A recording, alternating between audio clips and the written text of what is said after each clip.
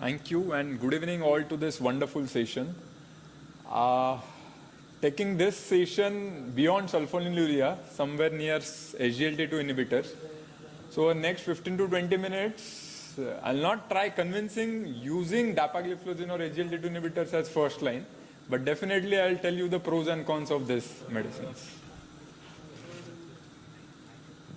So as we all know, with the advent of FDA guidance, in 2008, with the cardiovascular outcome trials, we have found that with the advent of cardiovascular outcome trials, SGLT2 inhibitors and GLP-1 analogs have taken upfront in the management of diabetes. And in over last 2 days, we might have had multiple brainstorming sessions on this. I'll give you a quick review. And now the question is, should SGLT2 inhibitors be the first line of therapy for type 2 diabetes? So what does the experts across the globe say? So we have one comment over here. Question is, why not? Why this drug should not be used as first line agents? We know there is no risk of hypoglycemia. They are insulin independent. There is no risk of weight gain. And they will work as long as you have kidney. So this was an excellent comment which I got. Again, there are multiple articles that SGLT2 inhibitors as first line therapy for type 2 diabetes, and why not, again, they should be used as first line. There was a small study in which they found that initiating SGLT2 inhibitors can less likely, the patients will have less likely a cardiologist visit. So as we have seen in various cardiovascular outcome trials, the hospitalization for heart failure and cardiovascular death has reduced with the usage of these SGLT2 inhibitors. The visit to cardiologist can be reduced. So now the question is, how many of us are using SGLT2 inhibitors as first line agent for treatment of type 2 diabetes?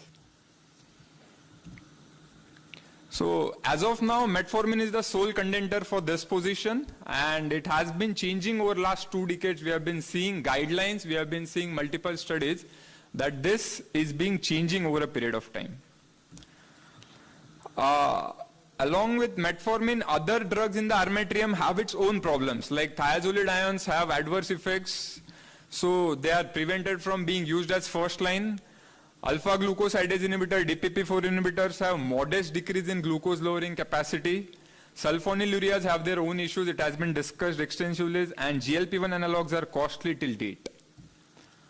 So now to our molecule, SGLT2 inhibitors have several beneficial effects in terms of 3 major things. One is diabetes prevention, second is cardiac protection, and third is renal protection. This we'll be seeing in future slides.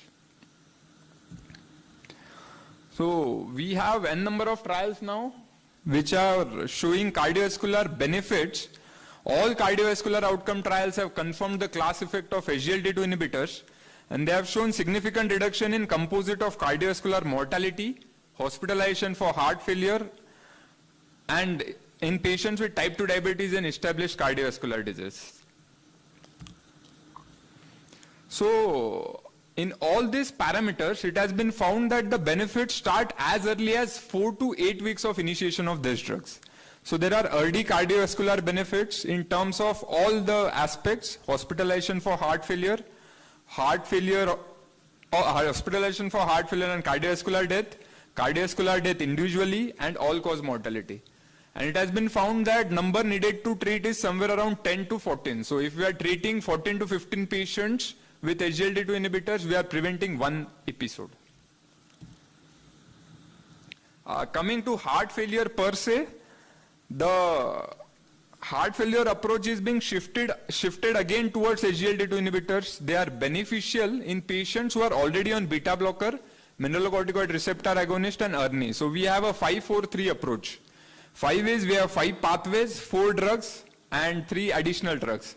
So SGLT2 inhibitors have gained its importance in terms of heart failure, hospitalization, and cardiovascular death reduction. Now, how exactly is this heart failure hospitalization prevented, and how exactly patient is having this cardiovascular and renal benefits? So this slide shows it excellently. SGLT2 inhibitors are causing sodium excretion along with glucose. So it will have its intrarenal effects and intravascular effects. Intrarenal effects by acting on tubuloglomerular feedback and intraglomerular hypertension, leading to renal protection. And by intravascular effect, it will improve your endothelial dysfunction and arterial stiffness. This is at molecular level, which will help in reducing heart failure and cardiovascular protection. This is again excellent slide summarizing all the beneficial effects of SGLT2 inhibitors. It acts as four major aspects. One, I'll start with endocrine. Endocrine aspects, it will cause increase in beta cell function, it will cause increase in glucagon, and it will cause decrease in sympathetic tone. Hemodynamic effects, it will cause osmotic diuresis, natriuresis, fluid overload reduction, and endothelial function improvement. And the classical cardiovascular risk factors like blood pressure, weight, glucose, uric acid, and albuminuria is reduced by this agent. And to have myocardial effects, it decreases oxidative stress and inflammation. So this will summarize how exactly SGLT2 inhibitors are having cardiovascular and renal benefits. Second aspect is nephroprotection. Nephroprotection is a class effect for SGLT2 inhibitors. And in various trials, including Credence, DAPA-CKD, it has shown that SGLT2 inhibitors decreases the outcome, renal outcome in terms of end-stage renal disease, doubling of serum creatinine, or death from renal or cardiovascular disease. Thirdly, it has been started studying in NFLD. So SGLT2 inhibitors is causing various parameters to reduce, which will cause decrease in NASH and NAFLD. So non-alcoholic fatty liver disease is, as we all know, it is commonly seen in type 2 diabetes and also in Asian Indian population. So this molecule is going to help in reduction of the complications due to NASH and NAFLD. So this is the armamentarium where SGLT2 inhibitor is going to work: spectrum of glycemic control, spectrum of cardiovascular disease, and spectrum of kidney disease. Now what do guidelines say? As we have seen, that can it be used as a first line agent? Now European guidelines of Cardiology Society recommend SGLT2 inhibitor as first line therapy in patients who are having atherosclerotic cardiovascular disease or very high cardiovascular risk. SGLT2 inhibitors or GLP-1 analogs can be used above metformin in these patients. Again, ADA has suggested that SGLT2 inhibitors with or without metformin in patients with type 2 diabetes and high risk of atherosclerotic cardiovascular disease, heart failure, and chronic kidney disease would be the treatment of choice. So we have seen this throughout the day. ADA 22 has recommended usage of SGLT2 inhibitors or GLP-1 analog irrespective of HbA1c level just immediately after metformin in patients who are having atherosclerotic cardiovascular disease. So this is again a European update which has suggested that SGLT2 inhibitor and GLP-1 analogs are going to help you out. Now again, KIDGO guidelines recommend SGLT2 inhibitors as first line therapy along with metformin in type 2 diabetes and chronic kidney disease. So this is in a combination metformin in patients who are having GFR of more than 30. SGLT2 inhibitors and metformin can be used as a first line for prevention of chronic kidney disease progression.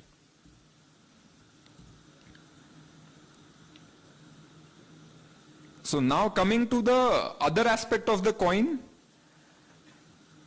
SGLT2 inhibitors as first line might be more relevant for Asian Indian population. We all know Indians are thin, they have more abdominal fat, they are having high insulin resistance, they are having characteristic dyslipidemia, and all this is leading to cardiometabolic complications.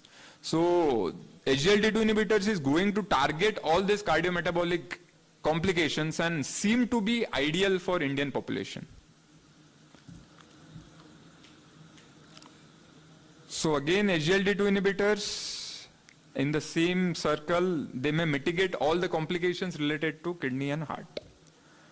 So what are the other reasons why SGLT2 inhibitors should be used as first line? We have seen cardiovascular, renal, and benefits in terms of NAFLD and NASH. The effects of SGLT2 inhibitors start immediately. There is no need of dose titration. They act insulin independent, so there is no risk of hypoglycemia, there is no risk of weight gain, and they work for everyone as long as you have kidney. So coming to the other aspect of the coin, we have seen the good part of SGLT2 inhibitors. Yes, the risk of decay is real in type 2 diabetes. I'll like to present one case for this. There was a 55-year-old male who presented with type 2 diabetes and underwent CABG for triple basal disease. And his last dose of dapagliflozin was 24 hours before surgery. So within few hours post-surgery, patient landed in diabetic ketoacidosis with pH of 7.25.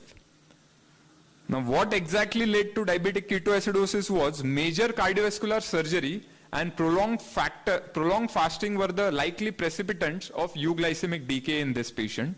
He was managed well with IV fluids and insulin. And from this, if we see the AAC guidelines, it is recommended to discontinue SGLT2 inhibitors at least 24 hours before an elective surgery.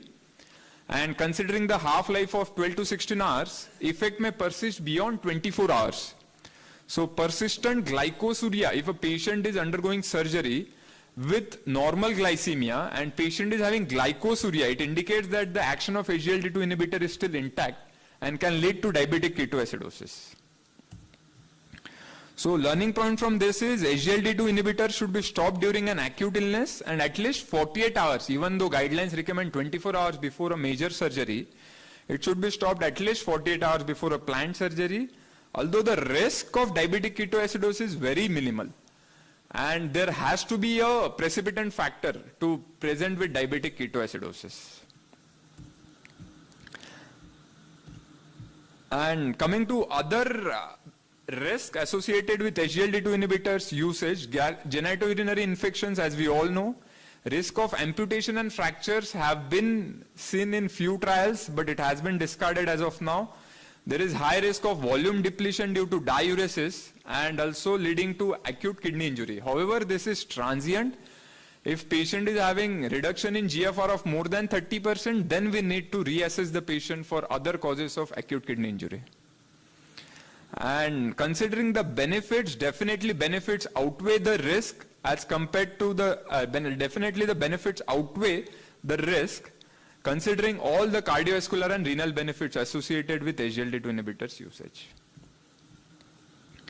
So optimal prescribing of SGLT2 inhibitors require a full understanding of the risk in addition to their benefits. And our ultimate goal would be to exploit the cardiovascular and renal benefits of SGLT2 inhibitors while avoiding its major adverse events.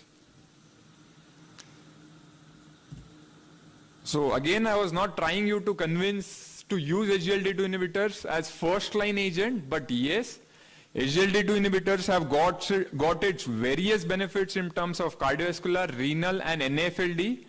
And these agents have the potential to become the first line.